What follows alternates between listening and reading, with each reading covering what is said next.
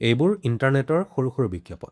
মই এটা সঁজুলি বিচাৰিছোঁ, কেৱল এটা যান্ত্ৰিক সঁজুলি, স্পেনাৰতকৈ অলপ বেছি কিবা এটা, ঠিক আছে। কিন্তু বিকিনি পিন্ধা এগৰাকী মহিলা এনেদৰে থিয় হৈ থাকে স্পেনাৰৰ কাষত।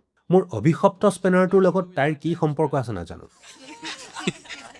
এইটো সলনি হোৱাটো প্ৰয়োজন। এইটো সকলো কথাতে সচেতনভাৱে হ'ব লাগিব।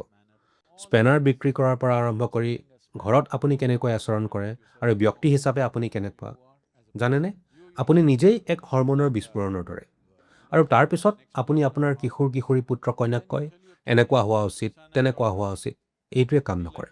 শৰীৰৰ স্বাভাৱিক প্ৰৱণতা থাকে যিবোৰক নিয়ন্ত্ৰণ কৰিব নোৱাৰি আৰু নিয়ন্ত্ৰণ কৰিবও নালাগে, মাত্ৰ ইয়াক পৰিশোধন কৰা দৰকাৰ। সেইটোৱেই আপুনি যোৱা প্ৰতিখন ঠাইতে ইয়াৰ অকৃত্ৰিম প্ৰকাশৰ প্ৰয়োজন নাই, নহয়নে?